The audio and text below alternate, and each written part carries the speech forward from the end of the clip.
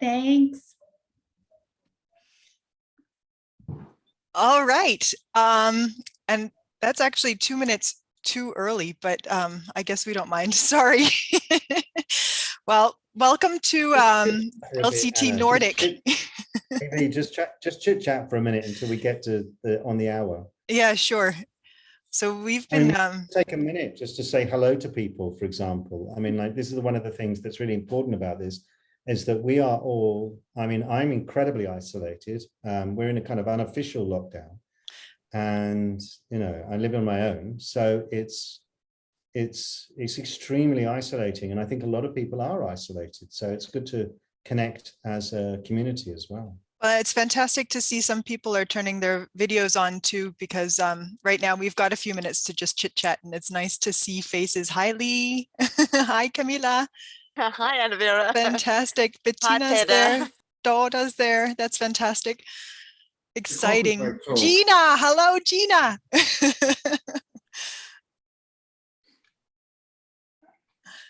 We've got so many faces.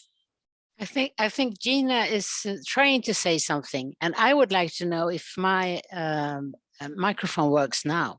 It's perfect. Hi, Good, Karin. because I just changed it. Yes, I'm glad to. I'm so happy for this community and this presentation and the work we've done so far. Just coming here is fantastic. Very exciting. Yeah, it is. So let's see here. Gina, did you manage to say, I think you tried to say something. I don't know you, but hello there. Oh, Karin, you're going to love Gina. Gina, you're going to love Karin. Turn your microphone on, Gina. Can I ask a question? Yes. Hi, Sarah. Hi. All of these brilliant academics in front of me, does anyone else have an experience of having a 65-hour marathon conference experience? No. Or is this a first? This is definitely a first. I'll tell you what, I'll just give you just a little insight into that, which is that this was all born out of an idea that, you know, what can we do in the face of incredible isolation and the inability to see each other face to face.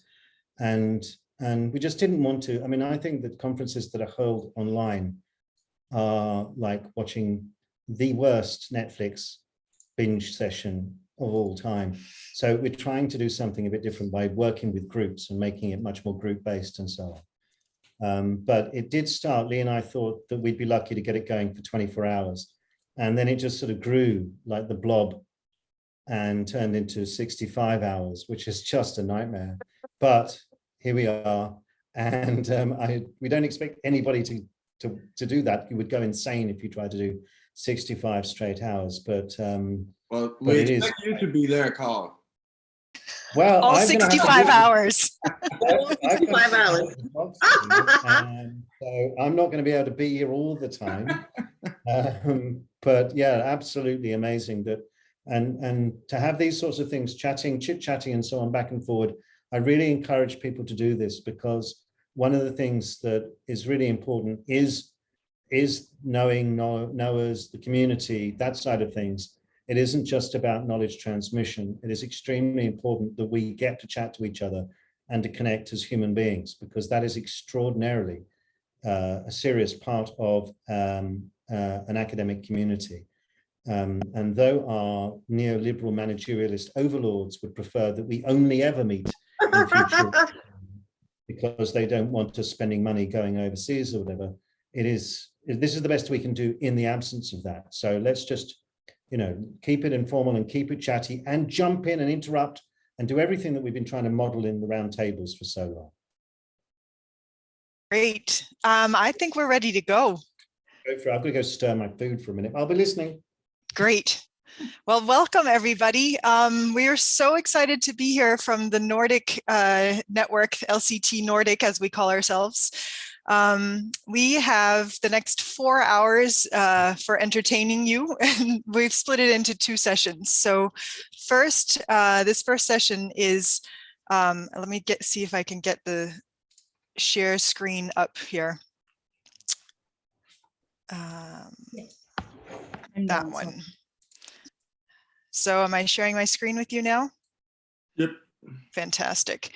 So we are a loose association of Nordic friends and scholars. All of us are interested in LCT and what it can do in our respective fields of interest, but we have been meeting about twice a year since 2018, when, let's see, Peder and Werner and I decided that it was worth trying to collect people from all across the Scandinavian countries. And so what we've done is meet about twice a year, and you can see a couple of pictures from some of our meetings here in the beginning. There's usually a lot of, we're usually about 15 people that show up, you know, 8 to 15 people. There's a lot of eating and hygge and a lot of, a big important part of our network is the fact that we can actually do these things in our own Nordic languages with each other to practice. It's a really sort of safe space to start thinking about whether LCT can be useful for what you're doing.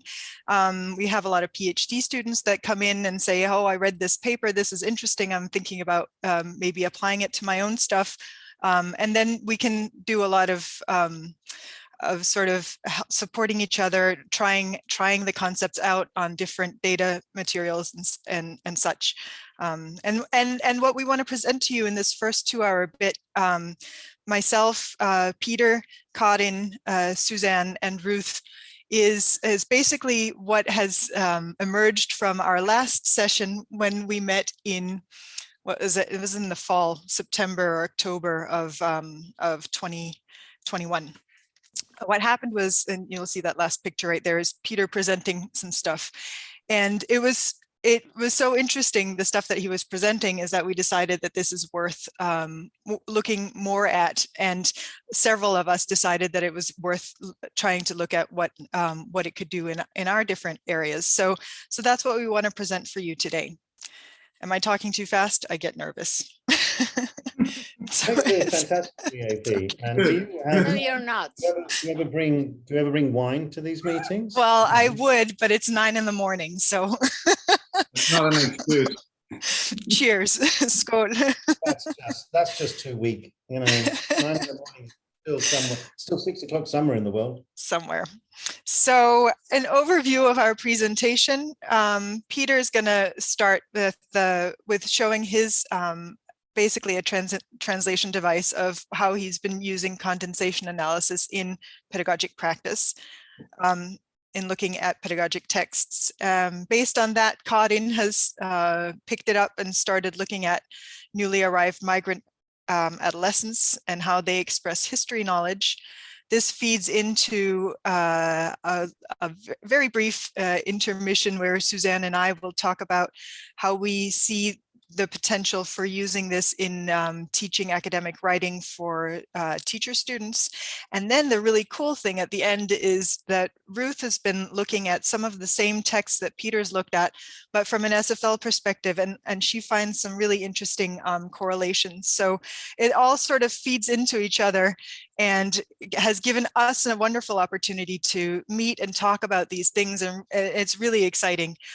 We've decided to place a couple of breakout rooms or question sessions in between each of the little presentations that we're doing for you, because we need time to sort of consolidate and think. So that's what we're thinking, breakout rooms will be useful for that. And I think that's it for the start here. So I think I'll just stop sharing and let Peder take over from here. Yep.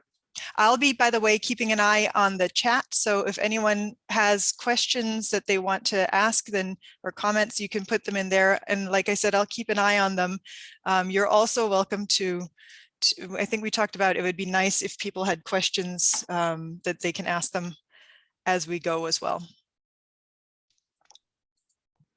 Okay, hi, hello everybody. My name is Peder. Speaking to you from Denmark. Can everybody see the screen now? Is it good? And you can hear me. Thank you. Yeah, as Anna-Vera said in the beginning, please just jump in if you have clarifying questions or things you want me to elaborate on, but also we will save time for more questions in the run of the presentation. But what I will be talking about is this question of complexity in student teachers knowledge practices. And what I will be doing, just give you a brief overview of the, see now I can't, why can't I? Ah, here it is. Just a brief overview of what I will be talking about today is, first I will say a few words about this teacher knowledge and complexity and the problem of what this complexity looks like in its empirical manifestations. I just need to remove this. So that's the first bit, and then I will say a bit about semantic density and condensation and how that might give us some tools for looking into this question of complexity. And I will also say a bit about the difference, moving from analyzing states of complexity to analyzing processes of complexity. And then, which will be the main part of my presentation, this translation device that I've developed for analyzing the condensation of pedagogical meaning in student teachers knowledge practices. And then if we will have time in the end, I'll give you a couple of examples of how I use that. So that's basically what will happen. I think we'll have like 45-50 minutes, and then we'll finish up with some questions. The work I'm presenting is part of my PhD, Teaching and Teachers, an analysis of knowledge and knowers in teacher education for upper secondary school in Denmark. Just very brief on this teacher education. You don't need much context in order to understand the translation device, so I won't say much about this. But the teacher education that I'm looking at is organized as a consecutive teacher education, which means you go to university, you do your disciplines, and then later you find out that you want to be a teacher. Maybe you couldn't get a job as a historian. There are many ways into the profession. And then you have to take this 1-year pedagogical education, where you actually learn how to teach history, chemistry, or whatever it is.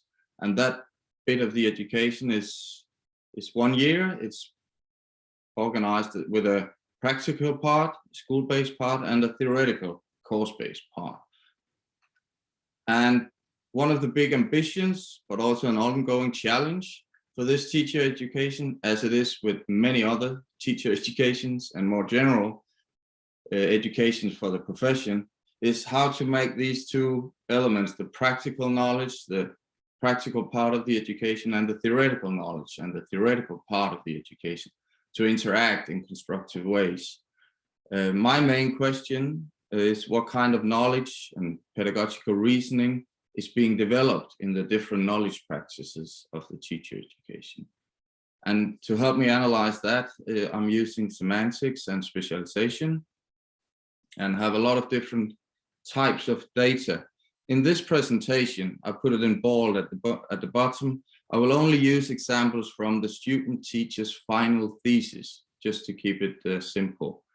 It is organized so that the student teachers, in order to graduate, in order to finish the theoretical part of the education, they have to write a sort of academic thesis at the end, where they are analyzing, they're asked to analyze some of their own teaching, and they have to show they're able to use pedagogical theory, theoretical concepts in the analysis and reflection on their own teaching. So the data that I will be using in this presentation, it all comes from there, from these student texts.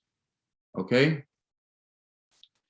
So just very briefly, when we talk about teacher knowledge and what kind of knowledge that teacher educations are supposed to develop or help the students to develop, it's a highly disputed field. There's so many different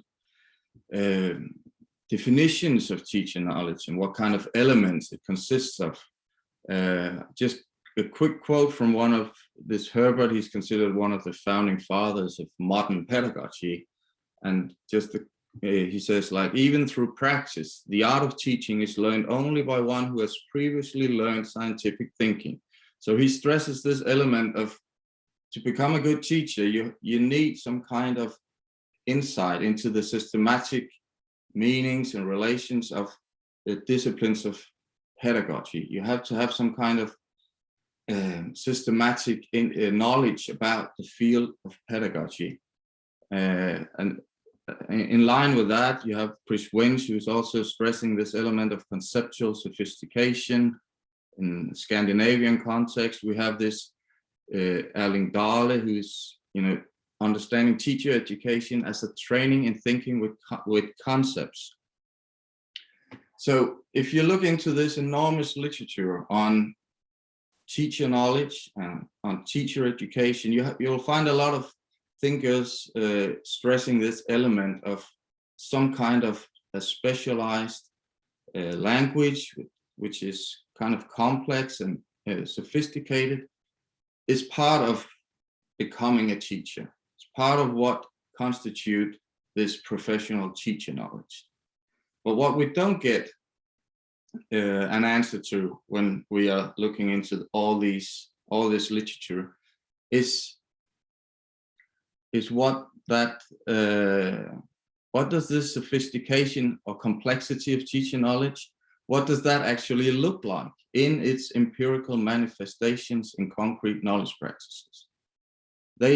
In that sense, this complexity kind of remains a black box. And often when you go to the teacher education, they're telling the students that what they have to do is they have to be able to analyze practice by the use of theory, or they have to be able to reflect on practice in the light of theory. But it's really hard to say what does a knowledge practice that actually does that when talking or writing about teaching. What does that look like? So this is kind of my starting point, and is that we need some kind of analytical tools to open this black box of complexity, to make it accessible for empirical research, but also in order to be able to make it more accessible for the students and maybe for ourselves as teaching student teachers, what that actually is. And of course, this is where LCT comes in handy, because I think it offers some analytical tools, some theoretical analytical tools that can help us open that black box.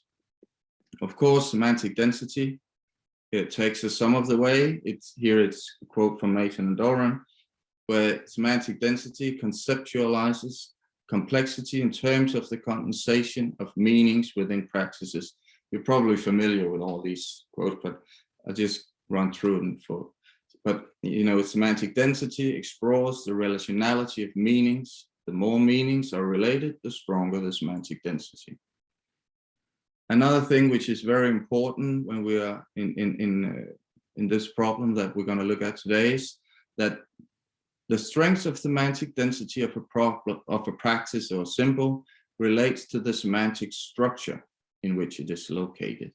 And Mason is often using this example of gold, which you're probably familiar with. But if we look at gold as an everyday word or common sense word, it relates to, it's loosely related to other meanings. Like, for instance, it's yellow, it's fairly valuable, it can be used for jewelry and so on. But if we then look at the same word, but as a technical word or specialized word within, for instance, the discipline of chemistry, it's related in a much more systematic and well-defined way to a lot of other meanings. It has a certain number in the periodic table, there's rules for how it interacts with other substances and so on. So there's much more meaning condensed in the technical word of gold. And so it is, and that's how it often is. Like, these specialized technical words will usually manifest a stronger semantic density. So now, if with this in our mind, if we then look at pedagogical meaning, we can have, this is just a rough division that I'm working with. It's not a fully developed translation device for semantic density or anything, but we need these rough divisions. But because we can talk about pedagogical matters in just using common sense meaning, because we have all been going to school for many, many years. So there is a common sense language for talking about pedagogical matters. So that's one kind of meaning, so to speak. Then there's also, then there's also what we could call professional practice meaning, because that includes meaning that are located in the specialized field of professional practice, the professional practice of being a teacher in the upper secondary school. And then we also have what we call theoretical meanings, that is meanings, concepts, models, and so on that are located in the academic field of pedagogy, in the specialized semantic structures of the disciplines of pedagogy. Now, when we, as I am, are analyzing novices like trainee teachers, they are just beginning to get into a specialized field. There's at least one question that comes to mind looking at these different meanings. That is, how much of the meaning from the specialized semantic structure in which a theoretical concept is located is, see, now I can't see what I've said, is realized or becomes part of the knowledge practice by the student teachers just using the concept, naming that concept. Because obviously a pedagogical researcher, there's probably more meaning condensed in his use of a theoretical concept than in the use of a student teacher's use of a theoretical concept that he has maybe just learned how to pronounce. So the problem that I'm heading at is we can give you an example here. This is a bit of a text from one of these final theses, and we can see how there's some theoretical concept mentioned in this text, the zone of proximal development. I don't know what it's like in the rest of the world, but in Denmark, the student teachers keep saying this concept. But my question is, just by mentioning this concept, how much more complexity is actually being built into the pedagogical reasoning? Because if we read the text here, the zone of proximal development, which can be understood as meaning that students must be challenged exactly so much that the teaching does not become banal, but also not insurmountable. I mean, to me, you can't help the feeling that there's actually not that much more complexity built into the pedagogical reasoning just by mentioning this theoretical concept, just by using this theoretical concept. But in order to be able to quite grasp that or analyze and explore these mechanisms, I kind of looked from semantic density in the direction of condensation, that maybe that could help me figure out some of these things. Another example of why I was because initially when I was starting my project, I had no intention about looking into condensation. I was working with semantic density, but I kind of faced some challenges or things I couldn't really handle with, or maybe better could grasp with condensation. Another example is here, because I'm looking at what I'm trying to analyze is the pedagogical reasoning, the way student teachers analyze or reflect on teaching. So looking at pedagogical arguments and so on. And then if that's your object, it becomes very obviously, it's very interesting how units of meaning are combined in the run of an argument, in the run of a pedagogical reasoning. So if you take this, for example, you don't have to read all this text. I'll just walk it through. But this is a description of a teaching situation. There's a lot of what I called before professional practice meaning, but there aren't really any theoretical meaning in this particular bit of text. But then if we look at what comes just before it, here there's a lot of theoretical meaning being condensed in this rather short text, because he is referring to some text that came before this, where he has been developing concept of scaffolding, and he's been analyzing his teaching in general and what kinds of elements he's been working with in his scaffolding the teaching. He said it has been centered on genres and text norms, and then he gets to this text example, or this teaching situation. It's clearly related, very closely related to this really rather complex and theoretical meaning that he's developed up here, and even in the section in the text before that.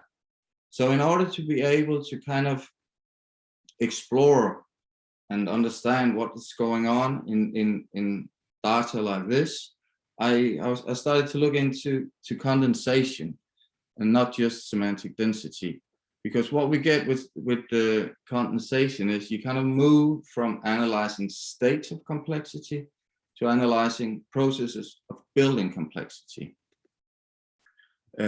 So with semantic density, you can kind of say you are analyzing the relative strength of semantic density for each individual unit of analysis. Whereas in condensation, you're looking at how are these units of meaning being related to each other, and how much more meaning or complexity is thereby being built into the praxis that you're looking at, or into the object of analysis. So with condensation, the point is, the more new meaning relations that are being established in the process or in each condensation operation, the higher degree of condensation.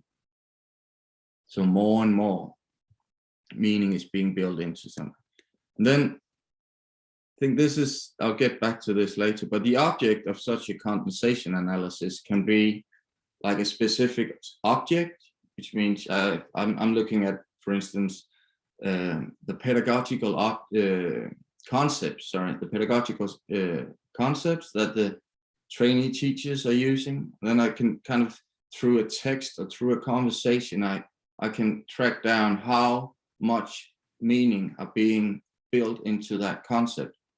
Or it can be a pedagogical problem they're working with. You know, you can say, yeah, I'm looking at the student's motivation. That's not a very complex definition of the pedagogical problem you're working with, but if you're then gradually using different theoretical concepts of and definition of motivation and maybe some research into it, you can slowly build up a rather complex concept of motivation, for instance. So the condensation analysis kind of makes it possible to look into these methods of how complexity is being built into whatever it is that you're interested in looking at. Does this make sense so far? Yeah, I can't see any one of you right now, so. There aren't any questions on the chat yet. Somebody wanted to say something? Yeah. It makes sense? Yes, and their thumbs up and people are smiling. Okay, I take that as a good sign. I'll Yeah. go on then. Thank you. Okay, so, but in order to do all these lovely things that I've been talking about, we need a translation device. So that's what I will be looking into now. I don't think I'll spend much time on the actual process of developing this translation device. I can only say that I've been I've followed the process that has been described in many other LCT studies, but of course in the chapter of the knowledge building book by Mason and Chen, where it's described as this iterative movement back and forth between theory and data, and which means I established a collection, rather big collection of data examples with data from different types of data, and then you just you try to place them in this continuum from low to high condensation, and then you try to find or formulate robust principles of divisions within that continuum. And obviously, I've been very inspired by Mason and Doran's text on semantic density and condensation, where they're developing translation devices for that for English discourse. I can say, luckily, I didn't need quite that many categories to do the job in my case, as you will see. I also have to mention Kirsten Wilmot's work, which has also been very helpful and inspiring to me in terms of what kind of categories might be working for me. And then another thing I have to mention before I'll show you the translation device is the work of Lombrinos. She did a PhD on ballet. So all of a sudden I was reading about ballet. But what she does in her PhD is she is also using visualizations of kind of constellations of the condensation processes. And in the beginning, that was just, I just thought of it as a kind of heuristic working tool. I was simply drawing, in order to try to figure out what's going on in these examples. How is it that different meanings are being related to each other? And it turned out to be extremely helpful. So actually, I've kept some of these drawings as a kind of visualizing the different types of condensation operations that I'm working with. I'm not quite sure about the status of these visualizations, but I thought I'll just keep them because they've been very helpful to me in working out the translation device. So maybe they can be helpful to you in understanding what these different types and subtypes of condensation actually means. But I have to warn you, I had some technical difficulties. So the visualizations I'm using in the translation device, you'll see in just a few seconds, are my own hand drawings, most of them, and they're not there for their aesthetic value, but maybe they can help us understand what's going on. They do the job. What? They do the job. It works. I think they're perfect. Let's see. But this is what it looks like. And you can see there's two of them that aren't sketches. That's because I have stolen/borrowed them from Lombrinos. But this is kind of the translation device with the categories and the subtypes that I've developed, the categories that seems to be able to do the job that I want them to do, and maybe they can be used in other contexts. That's something we can get back to. But now the idea was actually that I would just kind of walk us through these different categories and give you some empirical examples on these condensation operations. Does this make sense so far? Is that okay? If so, I will move on.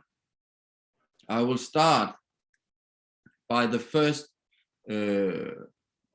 division with the two different types of condensation operation, namely the one with the kind of lowest degree of condensation, augmenting meaning, and then we have connecting meanings. And I'll try to say a bit about that now. Again, a beautiful visualization of what's going on. So this first level of distinction is about whether the condensation operation establishes relations to new meaning structures or new clusters of meaning, or whether it merely reinforces an already established meaning, right? So is there just being put more meaning into an already established unit, or do we actually connect that already established meaning unit with a new meaning structure, a new cluster of meaning? All right. And it's assumed that the number of new meaning relations increases more when meaning is connected to a new meaning structure, a new cluster of meaning, than when an already established meaning is augmented. So connecting meaning, connecting different meanings will generally realize a higher degree of condensation than augmenting meaning does. I'll give you a couple of examples, and please just jump in with questions. Empirical examples of augmenting meaning. So this is the type with the lowest degree of condensation. here we have a description of high school students' everyday lives. And about this, it said it's filled with IT technology and various web-based tools. So here's some more meaning is being put into this object that we are looking at, the students' everyday lives. More meaning is being put in the students' everyday life, and that meaning of that is not being connected to some other big meaning structure. We just put more meaning into it. And the same goes with the next sentence, where we get to know a bit more about how their everyday lives are filled with IT technology. We get to know that the student used the technology for entertainment, communication, and various academic purposes, and so on. So slowly we're building meaning into this students' everyday lives. We are augmenting that meaning. Another example would be this. Here we have to do with theoretical meaning. Also, again, it's from these students' text, right? Where some researchers are being quoted on so there's theoretical meaning being built into this concept of formative evaluation, which is in this case our object of analysis. So first there's a quote from these two researchers' work. And then in the next sentence, if I can get it, there it is. In this sentence, he kind of emphasizes an element in this already established meaning. So he's kind of emphasizing an element of meaning in this already established unit. So we are not connecting to new meanings, we're not connecting to new meaning structures, but we are augmenting an already established meaning. Peter? Does that make sense? Peter, Martina has a question. She says, Martina, are you there? Do you want to ask it yourself? She says, is augmenting more about adding more of the same while connecting? On the intellectual level, yes. On the level of complexity, it's more about adding. Yeah, you could say that. Yeah, augmenting means you have some already established meaning, and you're kind of putting more meaning into that, and you can do that in different ways. I'll get back to that next at the next level, the 3 subtypes of augmenting meaning. But you're putting more meaning into something that has a meaning that is already established. But what you're not doing, and that's the decisive thing here, is you're not connecting the already established meaning with a new big meaning structure. That's the big difference. Maybe it becomes clear when I give you some examples on how to where meaning is connected. So let's have a look at it. I think you should continue because I think it will become more clear. Here we have first this student teacher has just given a long description of her class, of the students in her class that she teaches chemistry, and then she kind of concludes that there is a problem with the students' motivation in her class. So here we have a unit of professional practice meaning. The students in her class has a problem or a challenge with the motivation, which is represented by this. And then in the next unit, however, according to Maid Skull, that's a researcher, and there's been referred to it. So now she's kind of connecting to a new meaning structure, namely a more theoretical meaning structure, a theoretical understanding of students' motivation. That kind of meaning is not present in the first unit, but so we are connecting this professional practice-based meaning with a theoretical meaning structure. And the reason why, and that kind of connection goes on in the next unit of meaning as well. She's referring to other studies. So here we have a connection of meaning. You can take another example here. also a description of a teaching situation and the students' reactions. During the day, several students are frustrated by the tight control of the writing session. They feel it is breaking with their usual writing habits, and some students completely boycott the exercises. So here we have a description of an actual practice situation, and we have what I call professional practice meaning being manifested. And that again represented by this black dot. And then what happens in the next unit of meaning is part of the explanation may be that this is an example of what Sie, he's a pedagogical thinker, calls non-personal differentness. It's a weird concept he has there, and that this makes students nervous.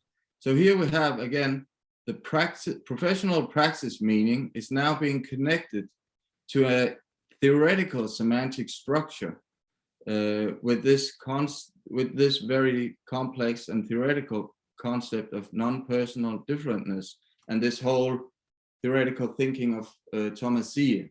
And then in the light of that concept, the practice situation is like kind of reinterpreted, right? So we are connecting different meanings here. Does that make sense so far? This first distinction between different types of condensation. Because there are no questions at this point. So this is where we are now. We just looked at these two first distinction, augmenting meaning and connecting meaning. But in order to be able to get a bit more fine-grained categories, I then looked at all the examples that were augmenting meaning and tried to figure out if maybe it was done in different ways. And that's what I'm gonna look at now, because I have three categories, three ways of augmenting meaning, which we will go through now. So the first one is adding meaning. That's the one with the lowest degree of condensation. When we're adding meaning to an object, it happens without establishing relation to any other units of meaning in the object of analysis. So no relations between the units of meaning that are condensed in the object are being established. So here you can see, this is the object that we're looking at. And then we see how is meaning condensed into that object. And there are no relations between, there are no lines. There are no relations between these three units or bits of meaning that's being condensed in the object. So we can say meanings are kind of just piled up in the object. There's no inner structure being developed in the object. So this also means that the complexity in the object only increases by the sum of the units of meaning added to the object. With the adding meaning, it's quite, there's a very empirical characteristic is that the addition of units of meaning can typically take place in a random order. It doesn't matter if you add this one before that one, or that, because there's no relation between the different units that you just add to the object. So it can be done in a random order, just as you can remove one of them and it doesn't affect the meanings of the other units. I'll give you a couple of examples. Here we can look at how an argument for choosing a specific topic to teach in, it's in chemistry. And if we analyze how the meaning or complexity in the argument is built, it's done by adding. So we start with the topic was chosen because, then we have one unit of meaning, could be that one, that is added to the argument. The class needed to perform an organic synthesis before the exams. Oh, just a break here. In these examples of data, there will often be more condensation operations going on, more different operations going on, but I will only be, talking about the one that we need now. So I'll be talking about adding, but if we look at this next unit of meaning, there's also other condensation operations going on in this sentence, but we'll leave that for now. Then, because now she's adding another argument, the topic also provides an opportunity to repeat a number of topics that the class has previously worked on. This unit of meaning is also added to the object. There's no relation being established between this unit or the other unit that is already being condensed in the object. And then we go on to the third one. Also, the course included a number of methods of which the students only had none. So she's in this argument, she's just adding different units of meaning into this argument for choosing this specific topic to teach the students. So this is, you know, building complexity by adding, which is then, in my categories, the slowest way of building complexity. Another example would be this, and this is the one with Vygotsky from the beginning. And now we can try to open up the question of why it, although there's some theoretical concept being mentioned, is still fairly simple. In this text, where this comes from, in this part of the text, she's writing about constructivism, learning theory. And before this, she's just had a very short presentation of Piaget, another thinker, which she added to the concept of constructivism. And now she's adding Vygotsky. He was another great researcher in the field of constructivism, was Vygotsky. So this is added to the concept of constructivism. And then we start adding meaning to whatever it is that Vygotsky was who believed. The first is, he believed that learning is based on a social process. Another unit of meaning is added now to Vygotsky. And he also believed that language was an essential tool for learning. And he also defined the term zone of proximal development. As we see, there are no relations being established between these three units of meaning. They're just added to the name Vygotsky, who is then added to the concept of constructivism.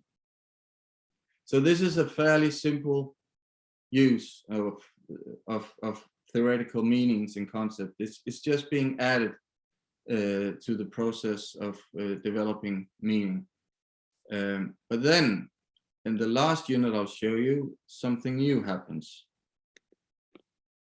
Here we have an example of the next category, or the next subtype of condensation, because what happens here is that zone of proximal development is being characterized. So here it's been characterized by which can be interpreted as meaning that the students must be challenged, exactly, you've heard it. So here we have another type of condensation, namely characterizing. We are now here, there's a relation between this unit of meaning and that unit of meaning is being established. It's not just being added, it's being characterized. And this is one of the figures I borrowed from Abrinos, but this black dot would then be zone of proximal development, which is then in the next sentence characterized by, so it is characterizing meaning happens when an already established meaning is then unfolded, exemplified, concretized, described, reformulated, that kind of thing. And that's what we saw with the zone of proximal development. I can give you another example. We've already had this example. Peter, just to let you know, it's 9:45 at this point. Okay, I'll run through the translation device and then we'll have a bit of time to talk in the end, I hope. Thank Anna-Vera. But here we see, again, just to give you another example of characterizing. The students' everyday lives are filled with IT technology, and then in the next sentence, it's being characterized in more detail how their lives are filled with IT technology. If I was just adding meaning, I could say the students' lives are filled with IT technology, but it's also filled with parties. I would just be adding meaning, but now I'm characterizing an already established meaning. We can also, characterizing is also being done with theoretical meanings. Here we have a definition of personal competencies, which are then characterized in the next unit, or disciplinary competencies are then. So I hope that's clear. That's one. Then there's the third way of augmenting meaning, which I call summarizing meaning. This is a really beautiful visualization. But here we see how there are different units of meaning. Some of them are even related to each other. And then in the summarizing operation, you kind of sums it up, you conclude, clarify, or emphasize certain aspects in these different but already established meanings. And typically that would be in a shorter form. Just to give you a quick example here, this is you don't read all this. It's a long description of, we've had this example before as well. It's a long description of the students in her class. And then she kind of summarizes that meaning by saying, thus, there's a certain challenge in relation to the student's motivation. So she's summarizing the meaning that has already been established in different meanings, and she's summarizing those meanings. Often this has this rhetorical nature of a conclusion. It looks like a conclusion, and it looks like another condensation operation. But what is important here in this is that she doesn't bring in meaning from another meaning structures in order to do this, make this concluding remark. It's all the meaning that she's summarizing is already there. Yeah, this is just another example where it's different theoretical perspectives that's been presented earlier in the text, and then here he is emphasizing a certain element or aspect of that. So they all argue that meta-learning is also an important competence. Okay, time flies, I'm sorry. But okay, unless there are important clarifying questions, I will go on to walk us through these three ways of connecting meaning. It doesn't look like anybody's too worried about your augmenting meaning characterizations here. Okay, so let's go on to these next three ways of connecting meaning. The first one is comparing meanings. That is condensation operations that compare an established unit of meaning with a unit of meaning from another meaning structure or a cluster, another cluster of meaning, in order to point out differences or similarities across these different meaning structures or across these clusters of meaning. And an example of that would be this, where we have a description of a class, and the student teacher saying that there are indications that the challenges with the disciplinary writing that he's identified with his students, that they are kind of general, because this researcher, Nikolai Eriksen, he points out the same types of mistakes. So here he's comparing the meaning, the professional meaning he's developed in relation to his own class with a theoretical, with units or meanings from a theoretical structure of this research. So this comparing is often used, you know, like when this is the same as, or this is different from that. But it's still the relative low degree of condensation in terms of the ways of connecting, because if we only do the comparison, we don't get much more meaning built into the nature of the challenges or the types of mistakes. We're just pointing out that this is the same, but we don't kind of use all the meaning from the new meaning structure that we're connecting to in order to be able to better understand the challenges or the types of mistakes that we're facing. But the potential is there by doing the comparison. I think I'll jump on to the next one, which is combining meaning. Yeah, sorry about this. This is not the face of a cat. This is a picture of how you combine meaning from different meaning structures, semantic structures, or different clusters of meaning in order to develop new meaning. And this is, for instance, done here. We had this before as well. During the day, several students are frustrated by the tight control they feel is breaking with their usual writing habits. So this is practice meaning. And then in the next one is combined with this highly complex and theoretical concept of non-personal differentness in order to better understand or maybe reinterpret the meaning that was established in the first unit. So he's combining meaning from two different structures in trying to better understand what's going on in his teaching. Another example is this. It's in the end of a long section of a text where he's been developing this concept of study competence. He's been defining it, and then he announces what he wants to do in the next section of the text.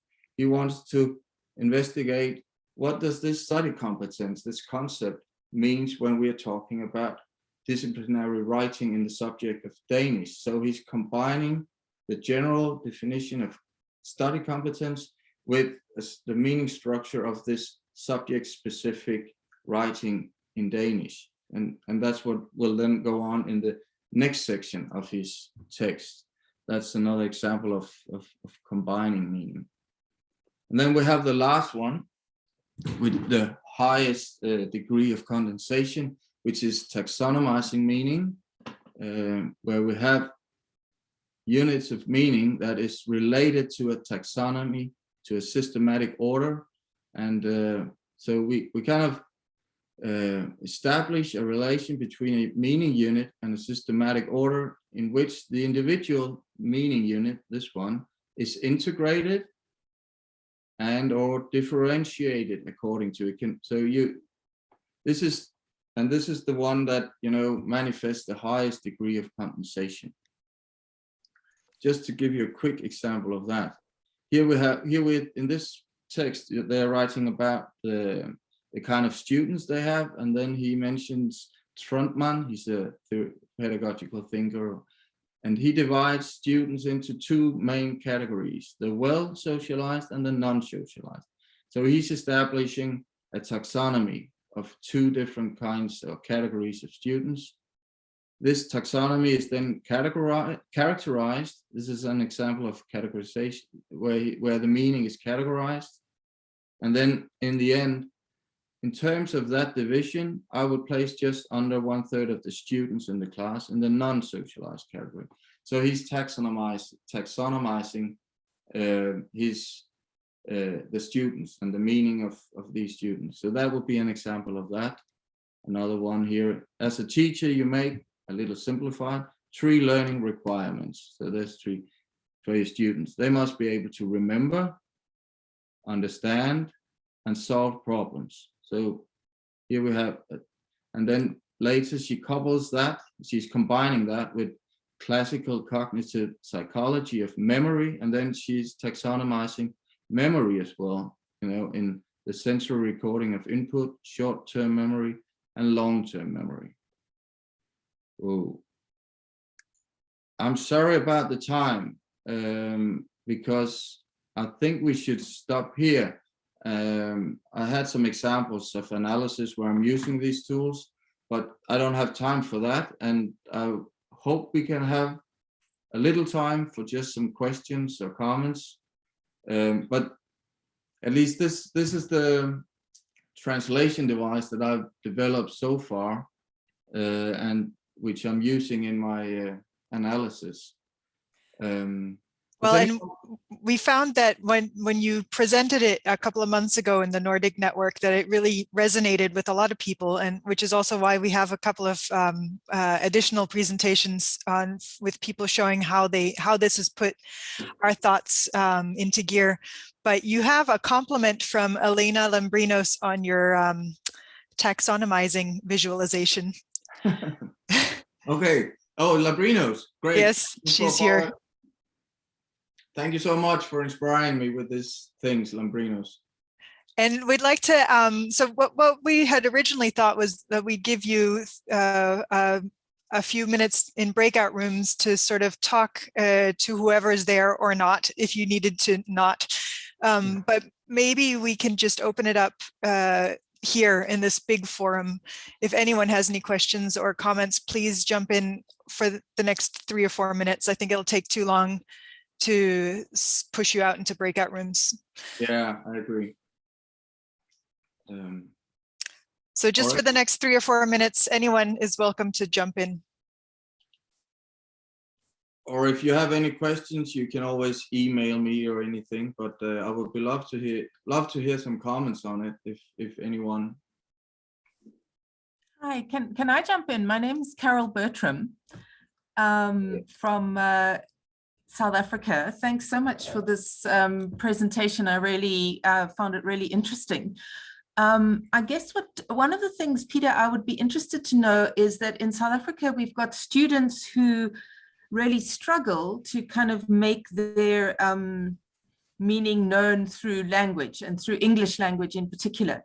So I guess for me, my question would be, if you're analyzing students' writing, what would be perhaps tricky in South Africa is, to what extent do we know that their writing actually is a good reflection of their thinking? I don't know if that makes sense. So often students might be struggling to create these kind of connections through their writing. It may mean that they have the connections in their minds. I don't know if that, it's just maybe a limitation when we're analyzing their written text, and it's something that I find in my own teaching. Yeah. So we do, obviously, because that's how we evaluate students, is on their written texts. And so we're looking for them to make these connections, and I guess we're saying if they really do understand the kind of complexities, then we will see it in their writing. But in South Africa, that may, and maybe in other places as well, where students are struggling to write in English as a second language. So I guess just that as an added complexity to our thinking as teachers and as researchers. Thanks. Yeah. Well, thank you very much. Thank you very much. And actually, I'm facing that challenge in a way, because one of the student teachers that I follow, and I have her final thesis, she is struggling with writing herself. But you can't really, I mean, you just have to analyze whatever it is you have. I'm analyzing the text, but luckily I have a lot of interviews with this person as well.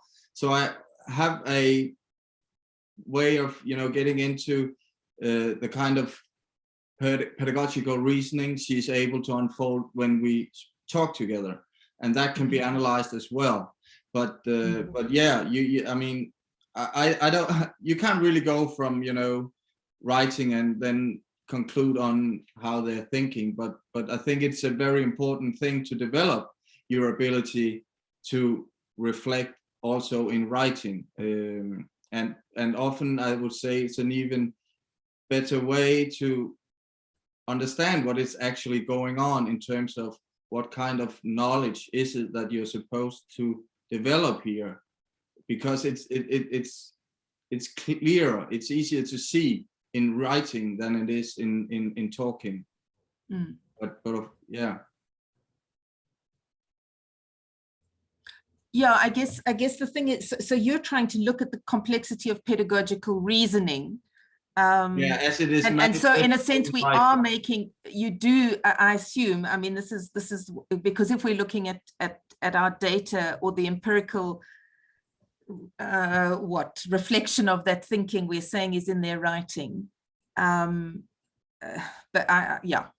we're saying the same things, that it is a difficult thing to necessarily then make the leap to say that they do or do not have kind of pedagogical reasoning because they're able to make those kind of connections within texts or not.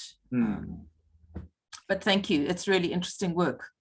So there's some interesting follow-up comments coming in the chat, but there's a question as well from Jane. Lisa, do you want to ask it yourself? Hi, yeah, I'm in England and it's really exciting to be taking part in the conference today. I just wondered, in terms of students' knowledge about the translation device or about condensation in general, and was there an intention to exemplify to students the different subtypes of condensation, and then maybe to include that idea of high condensation in marking as perhaps part of a rubric to help them learn how to write better? Yeah. That is definitely an intention, but for now, the work I've done, they are developed as research tools, but I am already engaging in dialogue with the teacher education that I'm analyzing, namely in order to kind of look into or investigate how could these tools be used also as practical tools teaching student teachers, and making it more clear or making it more accessible for them what it is that we are actually asking them to do in terms of how to use theoretical concepts, how to build complexity into their description of teaching, into their analysis of teaching and so on. So yes, and that is some of the things that we want to look into in the LCT Nordic network, where we have a lot of teacher educators. So maybe in some time we can share a bit more knowledge on how that whether that is actually possible, or but that is absolutely the hope and the intention. I teach undergraduates, computer science undergraduates, pedagogy for some placements that they do in schools, and just teaching them, you know, you said right at the beginning, it's about awareness and metacognition about educational principles, and so it's always quite exciting when they learn about objective settings and learning objectives and things. But just and this of course is a much blunter instrument, but we use Bloom's taxonomy, which there are some similarities, and we provide them with examples of each of the different levels, and then say you're going to be marked on this, and so they can mark their own work to say, and I go, well, what level do you think you're working at? And they go, oh, I think I'm only remembering that right now. So you know, that thing of making learning visible I found useful, but it's great work, and I'm definitely going to adopt this kind of thing. It's brilliant. Thank you. So at this point, I'm sorry, I think we have to keep moving, but if anybody does have questions, I've put Peter's email into the chat, and you're welcome to email him, or hold on to your question, because there'll be more chances for us to ask them and to talk. So thank you for that. Yeah, please email me, and I would be happy to talk more about this on Zoom if anyone is interested, but time is running, I'm afraid. So thank you for that, Peter. And at this point, so this resonated in the Nordic network, and so it's put a lot of things into gear, like I said, and Karin is the first one who will tell us a little bit about how she got what it put into her head. Yeah. So Karin, go ahead. Yeah, are you sure it's not that we're going to have a 2-minute break? Is everyone fine with just continuing? People are nodding. Okay, we'll go on. So I'm really happy to be here today in this company, and I'm grateful for Peter's work on condensation. My PhD project is about the double task, so both knowledge building and language development. Newly arrived migrants aged 16 to 19, and most of the students came to Sweden not more than 2 years before the material was collected for the study. I will show how I have tried to use Peter's translation device, both for written and oral texts. And I will also try not to augment what Peter already said, but to connect to the meaning it makes to me. So you have to see this as a kind of a presentation that's held together. This double task can be seen as a problem, but you can also see it as a challenge. Anna-Vera, was that a question to me? No? I don't think so. I'll go on. No. It's just a snide comment. Yeah, good. Okay. So these questions, I mean, I'm trying to see it from the students and the teacher's perspective, and they're well-known questions, but I haven't found studies that examine the writing of 16 to 19 years old students in subject content areas this early in their process of learning Swedish. So this is another kind of black box than the one Peter talked about. And most important about the context here is that the students, they're almost grown up, and they often have quite other experiences of the world than the students born in Sweden. And also they can have very different schooling backgrounds, and sometimes very short. And we take the next slide. So my theoretical point of departure is the social semiotics and SFL. That's where I'm grounded, and that's where I've started. But to include this knowledge building perspective and to address history didactics, I have turned to LCT. And so far, I've been using the dimension of autonomy to study lessons. But today I will present my first analysis using condensation. And I've started with the translation device that Peter presented. As far as I can see right now, it seems to capture most of what I see in my data, except for one thing, which is perhaps even below. It's about adding as well. I want to say something about why I think that condensation is valuable. So first of all, it's to see the process of knowledge building to the different degrees, not only the knowledge itself, as Peter told us about. It's also, and maybe that's from my linguistic background, that I really like the size of the unit of analysis. Because when the students in this study write, they rely on all their language resources, which sometimes means that they use a lot of words. So it's not a high semantic density. That's quite often you don't see that. But I'm interested to see what kind of knowledge they can build using the resources they have, not so much saying what they do not have.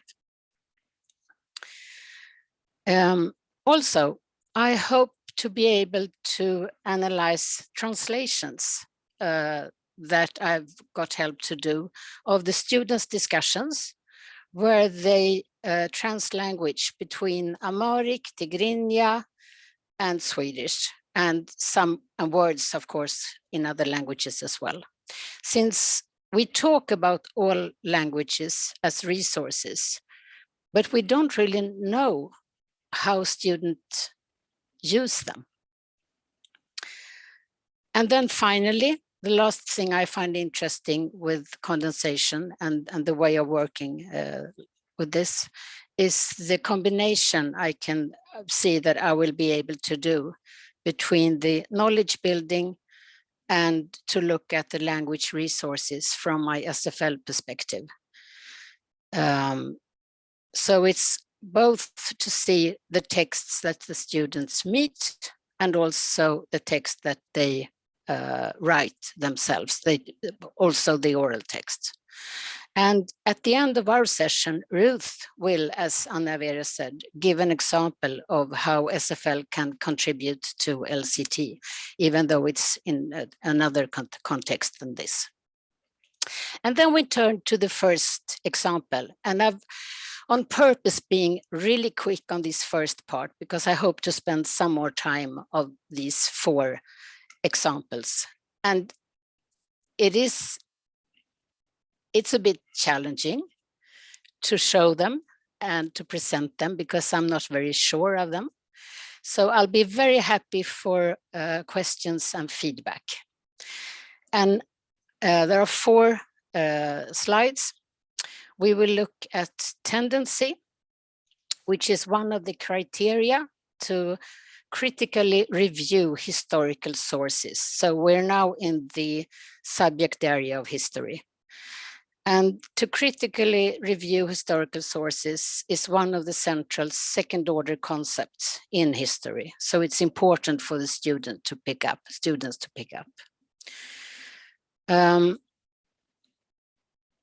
I've chosen this unit of work because the final task that the students will do is an analysis of 3 sources where they have to use the knowledge that's been built up.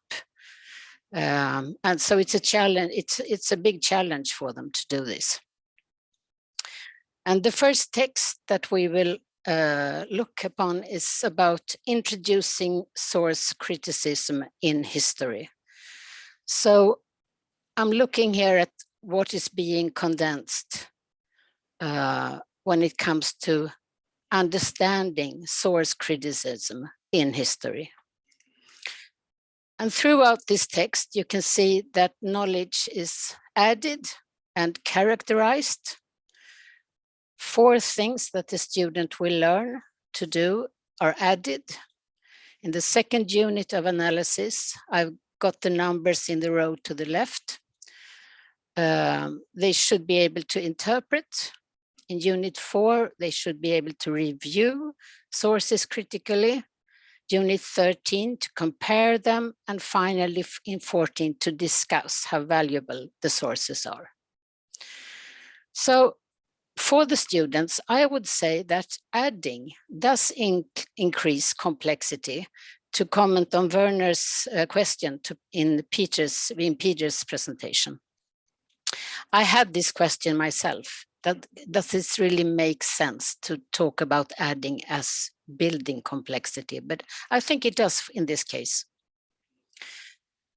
We have 4 concepts that are taxonomized, and among them tendency, unit 11. And these concepts are all also characterized. You can see that in the unit 12.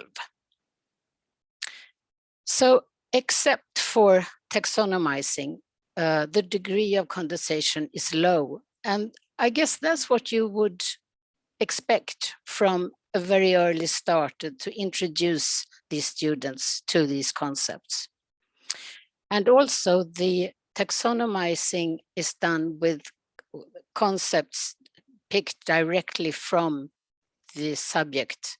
It's not that the teacher have come up with them herself. Then we take the next text. In this one, the 4 criteria are presented in greater detail, and I have selected only the tendency to look closer into that one. It's characterized in unit 2, and that's partly the same as in the first text. The word neutral is used, but here a synonym is given as well, so objective, instead of, as in the first text, where we had the opposite, a purpose. And unit 3 keeps the same perspective, neutrality, but it adds new meaning. Does it just show precisely as it was? So a very everyday language to explain this. Then the 2 units 4 and 5, they are opposite of neutral objective, but they do not use the word purpose as in the first text. And the excerpt ends with a summary, so the highest degree of augmenting, and it now brings together what we know of sources that have a tendency. So summarizing from the unit 4 and 5. I think I'll go on to the next one. And I think it might be a good idea to look at all the 4 examples before we open up for questions. So we now turn to, that is, if this is understandable and if it makes sense. And if I'm not talking too quick. You're doing great, Karin. There are no questions in the chat yet. Okay, so we turn to a lesson and to a part of the lesson where the teacher talks about tendency. This analysis depends much more on my interpretation of what's going on. And I see this as a starting point when it comes to my analysis. So different descriptions of tendency are added and they are characterized. But in contrast to the written text, only one unit, number 5, tells about sources without tendency. Different views on tendency are added and they are characterized as well. So descriptions, but also views on tendency. In unit 3 and 4, it's presented as something with a clear purpose. So tendency has a clear purpose.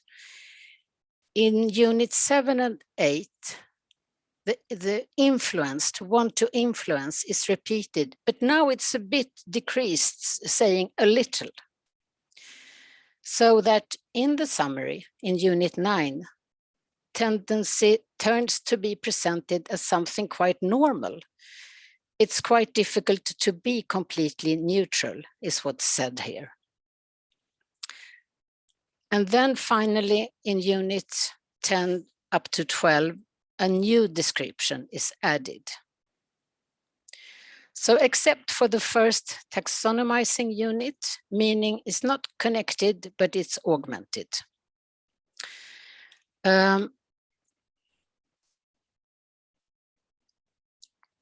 Yeah, and the repeats, like the one in unit 7, is what figure sometimes in my data. And I would say that it is normal in this context. So maybe that's something that I have to add to say that the repetition itself helps the student. And from my field studies, I think there is this interaction between the teacher and students, and repetition is done where there is questions or signs from the students telling the teacher that this did not really work. So that might be a category to look into itself as well, not as the main one, but as a small part. I do interpret this frequent adding as a way to address students in 2 ways. It's both for the students with shorter and longer experience of and proficiency in Swedish. So it's kind of to give something to everyone and to introduce new vocabulary for those who have taken a step further. But I think that it's also a question of trying to of a hope that some of the words are known for a student and can contribute to the learning.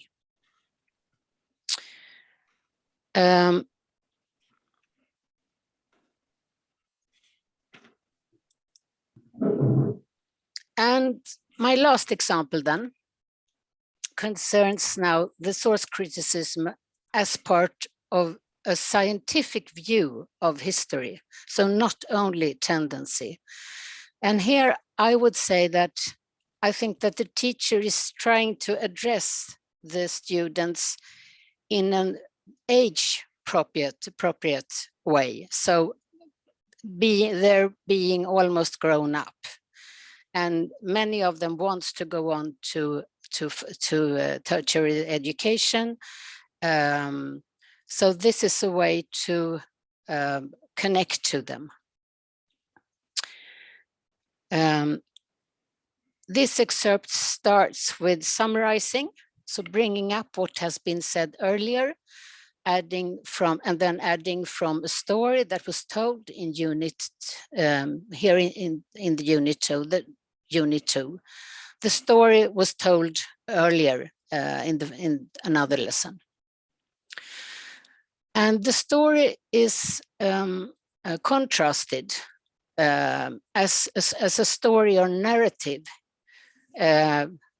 in opposite to history as a scientific subject, and to focus science.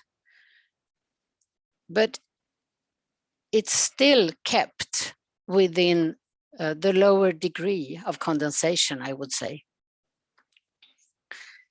But then after a process that increases the condensation in unit 5 and 6, taking steps up, in unit 7, source criticism is connected to science. And the excerpt ends with the taxonomizing of science in unit 8. So this comparing in unit 7 is the first time that we see something from the higher kind of condensation. And then it ends with the summary and turns then to what's essential for the work for the students when they are to use these questions to examine sources. So these are the 4 excerpts that I've used and presented, and I'm happy now to go on to perhaps questions or comments now or via mail or And I've added Karin's email in the chat as well, if anyone needs that. And it would of course be interesting to hear, does it at all make sense to you to use condensation for this kind of material so early in the language development, and to try to see what's done, not to talk about what they cannot do?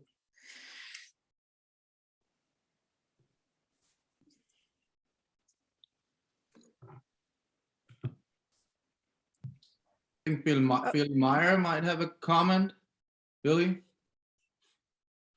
Oh, hello, hello again. Karin, I'm mortified. I've just come back into this session, and I didn't quite, I mean, it's fairly early morning here, so I'd gone away. But yeah, this kind of work really resonates with my kind of work, where I try and work with condensation with first-year students. Yeah. So, I mean, again, I'm talking now about ESL first-year students, probably with quite quite a difficult relationship with English in South Africa, by the way. Yeah, so I've done quite a lot of work on trying to sort of unpack condensation.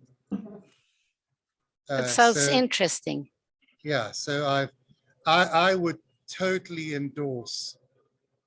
I would really support you and love to talk to you about how you feel. Billy, I've put Karin's email in the chat. Yeah, I saw that. And she will be very happy for you to email her. You can see how she's smiling and nodding. Yeah. Yeah. Anyway, the problem with this system is there's so much stuff, you don't know which stuff to be in and which stuff to be out. Yeah, but the good thing is the presentations are being recorded, so you can look at it later on, and I'll be happy to share my slides. Excellent. I'll please email me. I'll email you and maybe that's share great. some of my work too. Yes, please do. I'm presenting a bit of this in session 47. Oh, great. On great. Thursday. We'll try to check what the time is for that. Oh no, we're practically the same timeline. Yeah, Excellent. we are. That's great. At least, yes. Okay. Okay. Right. Thank you. Bye. Thanks, Billy. Karin, I think I will allow myself to continue at this point. Absolutely. Thank you very much, and all of you, anyone for who listening. does have questions, please do note them or hang on, or just write to us. Great. So in the next little bit here, and we'll try to do it quickly, Susanne and I are, we as well, like Karin, listened to Peder present about his translation device and thought, this is interesting. This is something we can use. And our context then is teaching pre-service teachers or teacher trainees in their writing process. We want to help scaffold them in their writing process because, like Carol mentioned earlier in one of her comments or questions, we need, they get evaluated on what they write, not only what they say. And so it's important to help them to make sure that they're actually writing what they want to write and making the meanings that they want to make. Susanne, I'm assuming that you'll just jump in if I start saying nonsense. Yeah. Mm-hmm. But it made me think of the fact that when we in Nordic countries have oral examinations along with the written ones, it might be easier for students to show and tell how they combine and condense ideas. Yes. So if just looking at the writing part, which many of our students actually do find difficult, one of the things that we want to do is help them to become legitimate by teaching them through model texts how to write as teaching professionals. And we've been running some writing workshops where we've used semantic gravity and aspects of systemic functional linguistics, appraisal, and other aspects to sort of try to make visible what makes a good text. And when we listened to Peder present on his translation device, we thought this can definitely help us as well. So one of the challenges that we often meet is when students are presenting their theory, what they'll do is they'll say, well, Vygotsky says blah, blah, blah, and Bruner writes blah, blah, blah. And then Desi and Ryan, they say blah, blah, blah, and Sechin says blah, blah, blah. So they don't really, it's this Swedish word it means basically old men on a string. So, they're sort of not really making proper connections between the theoretical frame. They're not building a theoretical framework, but just sort of referencing ideas. And we don't really know how they see their connection. We don't really know how they would use it, and we don't really know, how they understand them. Exactly. So, and we want to help them to be able to do that better. So, in one of these previous writing workshops that we've had, we've looked at a model text, which is actually a published article. So it's above what we would expect them to be able to write. But this section, which you can see here, is about a column and a half of text, is a theory presentation from an article, and it's written quite well. And when we've presented it before, we've looked at whose voices, what authors are being referenced, and in which way, how is the structure sort of developed throughout that little section of text, and where do we find the author's perspective in this. But we really feel that the condensation, concept of condensation, and can help us to make this even more clear for students. So looking at the same bit of text now, and looking at Peder's translation device, we decided to just look at the two extremes. Is it augmenting meaning or connecting meaning? And this is directly back to, was it Ruth that had a question in that respect? So at this point, we don't think we need more detail just to help our students who are undergraduate students in order to make their text better. But looking at this well-written example of text, what we find is this sort of interchanging of connecting and augmenting. So what happens is that the author here makes a connection and then augments some of that connection, and then makes another connection and then augments that connection. It's in Danish, you don't need to understand it. The idea basically is to let you see that we see this sort of emerging pattern of how a theory section could be sort of mapped. Exactly. Which is what we were trying to work with prior to our meeting with this particular translation device and this element of condensation. We were trying to make students map their own theory in order to write up the mapping, so to say. And this gives us a clear idea of how this happens. So we haven't tried it out yet, but we will be doing that in a couple of months, I think, with our own students. And at this point, we don't have much else to show you, but we will be returning when we have some more. So are there any questions or comments at this point? You can put them in the chat. You're very welcome to write to us. I'll put our emails in the chat as well. I'll just, Ruth, I think if we wait just 2 minutes and open it up to any questions or comments at this point, either on Karin's or on ours. Yes, that's okay. That's great.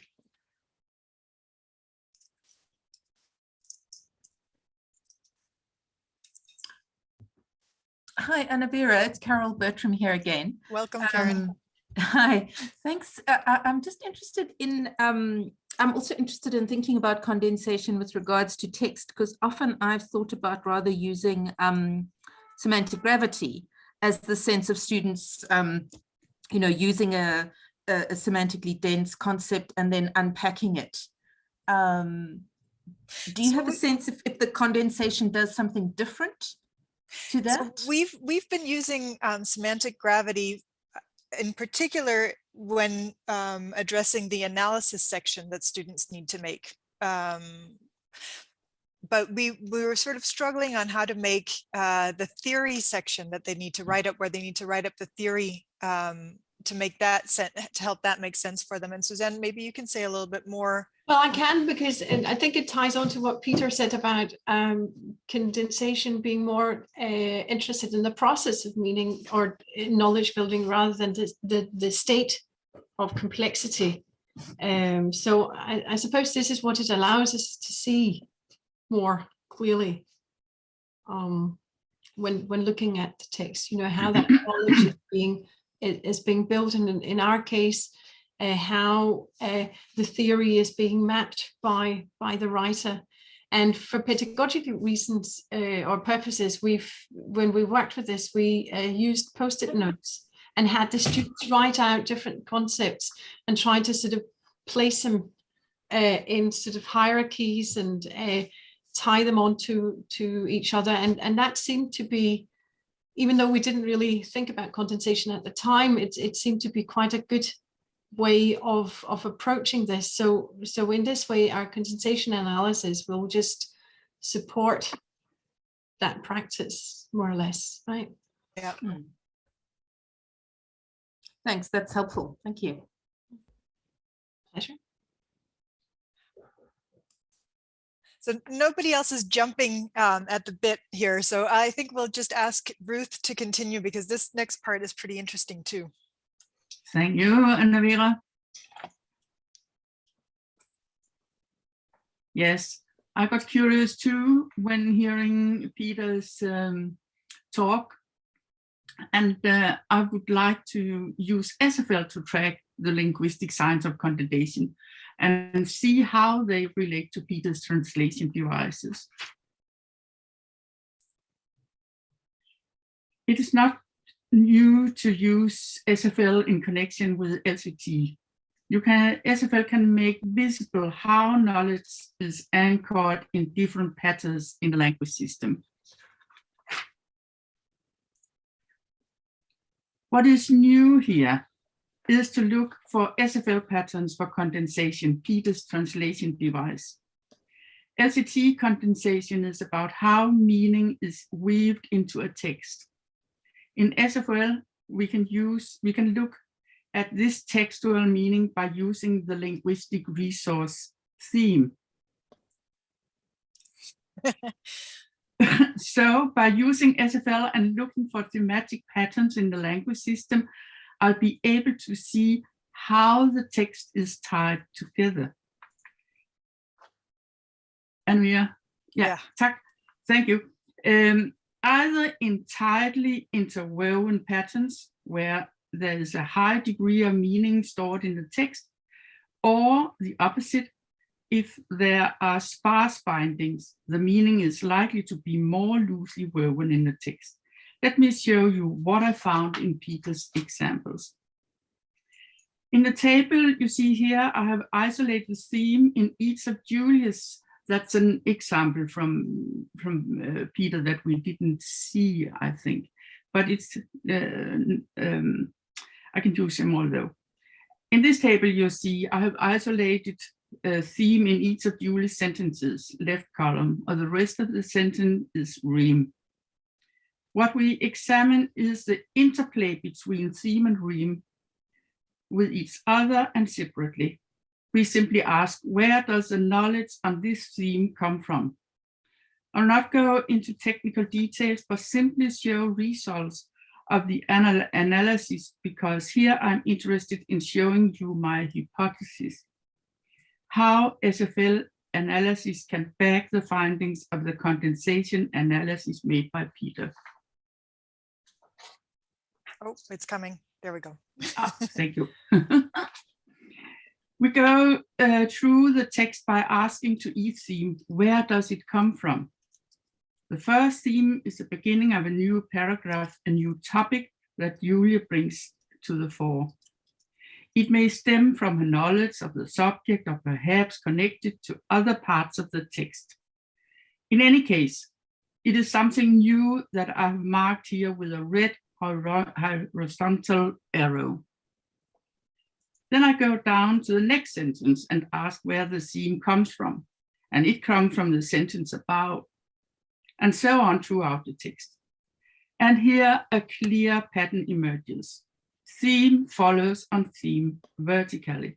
And if we go through the rhyme, in the same way, rhyme follows on rhyme. Oh, yeah, sorry. Yeah, on rhyme vertically. There is a single arrow across theme rhyme where Julie picks up group work into the next theme, her next starting point, but the vertical pattern is strongly dominant. This means that the individual themes in Julie's text are not bounding to knowledge gained from rhyme.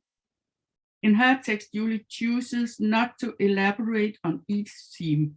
Instead, she lists pieces of information one by one.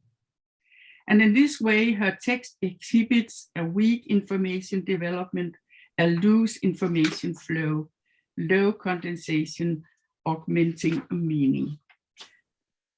So Ruth, basically what you did was you looked at the part of the text where Peder already found augmenting happening.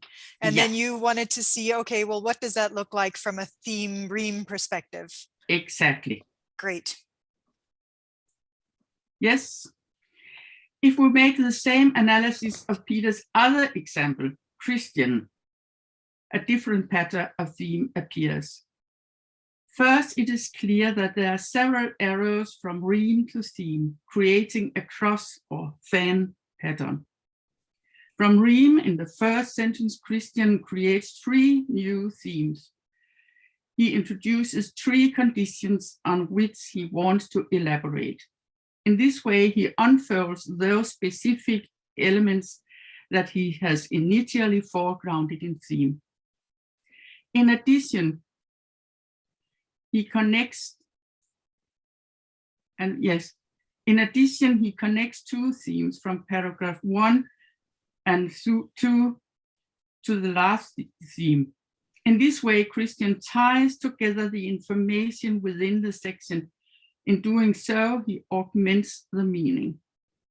Visually, this information flow creates a pattern that crosses between theme rhyme as opposed to the vertical pattern we saw in the first example.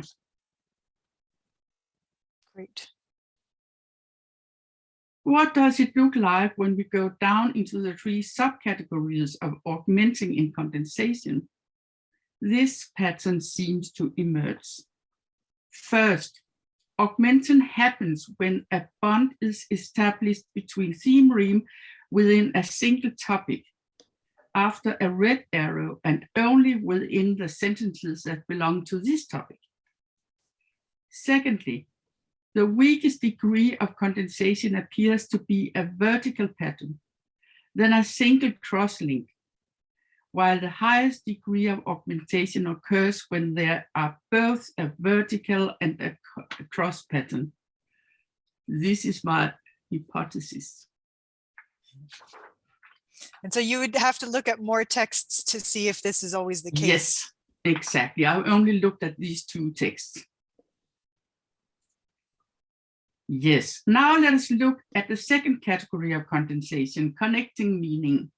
Again, I will start with Julia's text. Her first theme in the new paragraph. Where does it come from?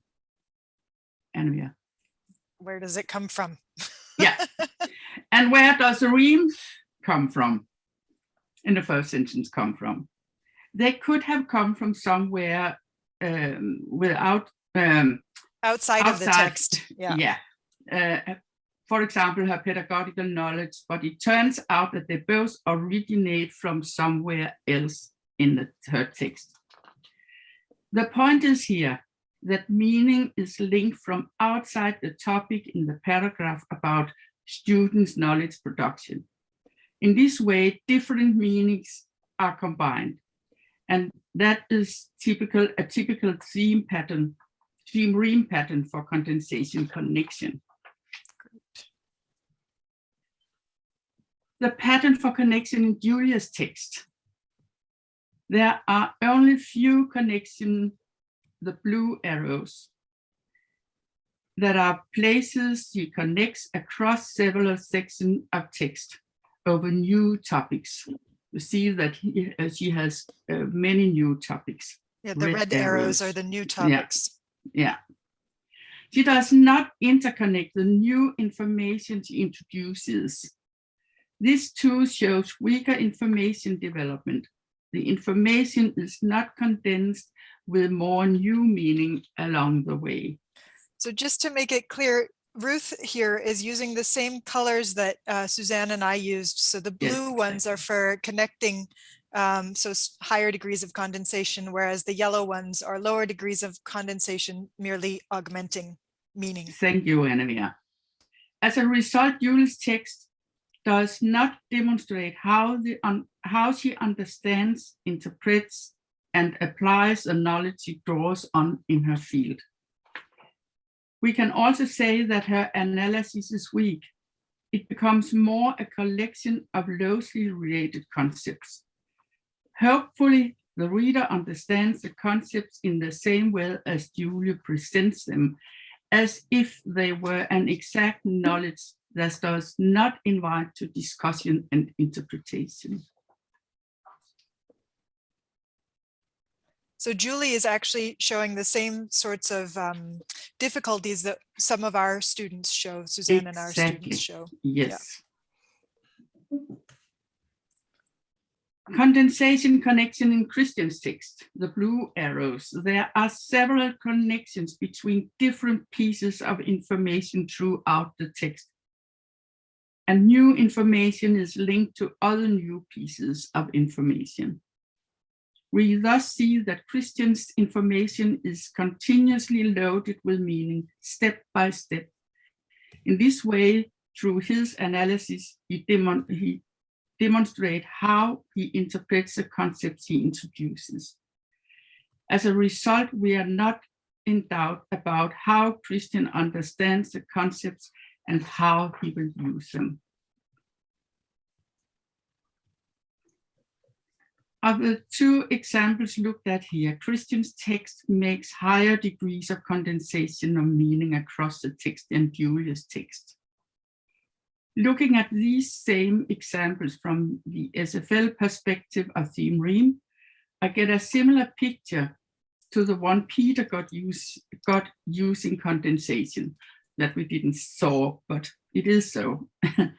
Christian's use of theme rhyme picks up and consolidates meanings in the text and interconnects these. In this way, he accumulates meaning and demonstrates his understanding, making a strong analysis. Whereas Julia mostly adds meaning, typically without expounding and connecting these. In this way, what I've found seems to correspond to what Susanne and Anna-Vera found in their analysis. Is there more? The last Yes. one. Yeah. Yeah. The difference between connecting and augmenting meaning is that when the text is connecting meaning, then information is being connected from different sections of the text and paragraphs across more than one red arrow. By augmenting meaning, information is loaded within one single topic, only one red arrow. In many ways, it seems as if the theme pattern in connections is the same as that from augmentation. The more arrows, the higher degree of condensation, especially arrows between theme and theme. That was what I found. So the reason why we asked you to add your comments here, Ruth, and what you found is because it helps to support the findings that Peter's making when you're just looking at it from a different perspective. And for pedagogical reasons, I think Susanne will be happy to say something in terms of this too, is both theoretical languages really can help us to make things visible for our students. Yes, absolutely. And for Billy's question, yes, it is Peter's translation device. Yeah. So it's 10 minutes till the next session comes, but we would really like to have some questions or comments and more of a discussion. So I think I'll stop sharing at this point and invite you all to turn on your videos if you're there. And Billy, thank you for putting your hand up. You get to talk first. Yeah, so I'm getting really excited here. Hi.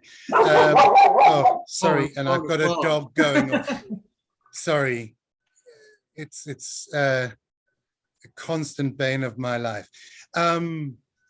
Yeah, sorry. So I've done something similar to this. In fact, bringing sort of SFL and LCT together. And what I've used is Jim Martin's concept of power composition.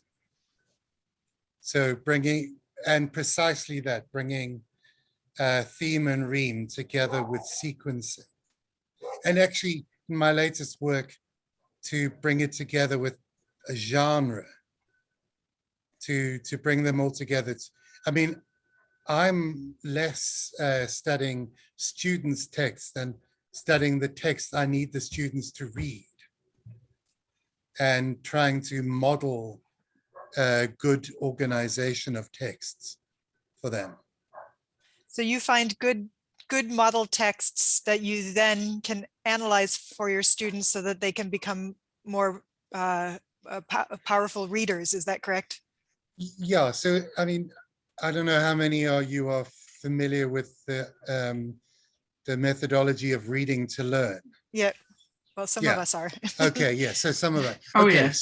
so with genre, then it's connected with reading to learn. So it's the idea of trying to teach the technicality and the organization at the same time. Well, I You think don't- you're right that you can use LCT for that as well, to use that to sort of think about what questions you want to ask when you're doing the prepare to read step, right? Yeah, and then also when working through actually giving students like I've tried presenting students with actually, I've organized it into the genre and said, can you see these genre steps? I mean, it's particularly difficult. I've been trying to do this online, which is what a bit of my presentation later is going to be about. But I have a bit of a teensy bit of success. Excellent. Karin, you had a hand up as well? Yeah, but I think I'll wait until Billy's presentation with my questions. Okay. And I really like, Ruth, the last picture we saw where you combine the arrows going that way from the SFL and the way the condensation work. I think it's a good way to visualize this. Yes. It becomes clear which text is stronger and why, because the text is stronger when it's able to make, well, condensation of meaning, but it's doing it through the use of theme and rhyme. Yeah, and it also resonates with my question of what leg am I standing on? Am I standing on my LCT leg or my SFL leg? And to be clear on what I'm looking at. I find that quite challenging. I like that.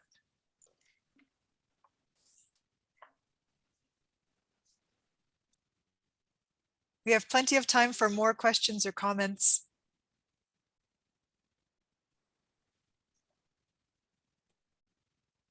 Oh, but perhaps people would need a bio break. A bio break. Yeah, but can I take the opportunity to ask Werner? Werner, now when you saw these presentations, because you had the question to Peder about adding, whether adding actually brings in some condensation or not. Would you like to comment on that after what I showed? Well, now you're on the spot, Vanna. Anna-Vera answered that you might see it as you may see it as the lowest degree of condensation. I think I'll buy that. Okay. We'll have to look into it then deeper to see if it's a valuable from the data we have. I think it's I got it from the learning theory where cumulative learning is to adopt knowledge as a parrot or talk as a parrot. You don't really know anything. You keep adding more bits of knowledge, but you don't really learn more. So that was my thought. Yeah, so it's about how it's being used then. It's not just that it's there in the text. Yeah, maybe. Okay, thank you. That's a good way of thinking. Billy has his hand up again. Hi, Anybody sorry. else is also welcome to, if they want to say anything, but I'll let Billy fill it in the meantime. Sorry, I was just going to say, welcome. In terms of the hierarchy of sequencing, you get down to really coherent and incoherent. And very often with my students' first assignment, the adding is actually incoherent. So the very first step is to have coherent adding, and then you can build up from there.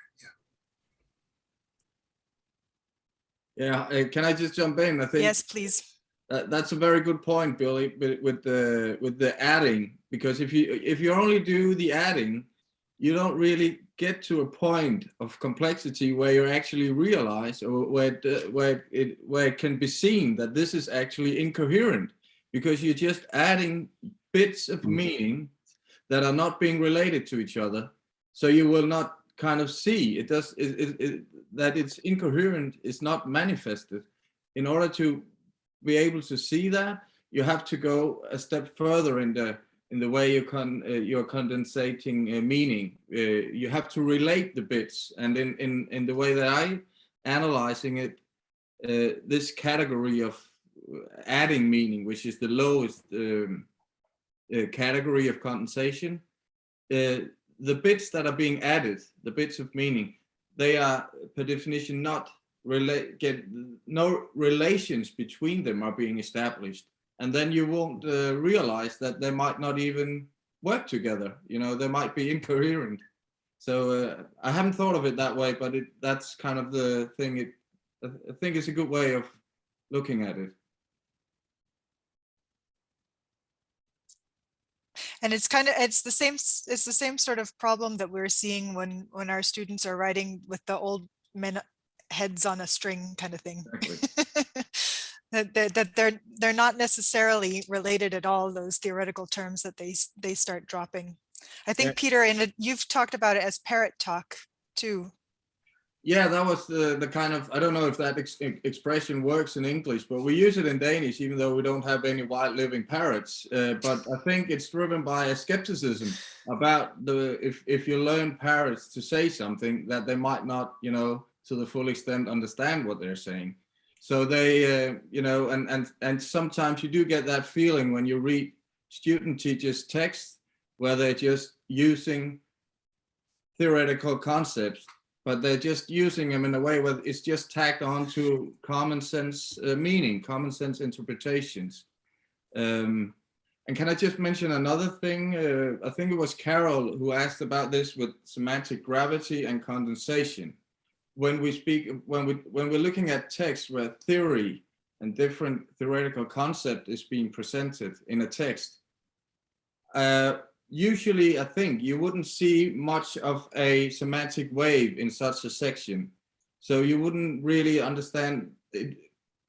Whereas if you look at it from the perspective of condensation, you will see that some of these theoretical chunks of meanings, maybe they are connected. Maybe you'll see a really high degree of condensation, but maybe you will see a very low one where the different chunks of theoretical meaning is just like added next to each other. No relations between them are being established.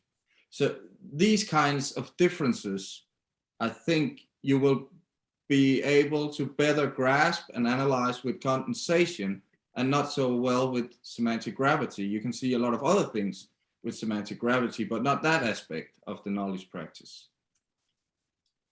I think it's 11 o'clock. It is exactly 11 o'clock. Thank you so much, everybody, for your attention and for being here. We are so happy to present this to you. Our colleagues from more of the Northern Network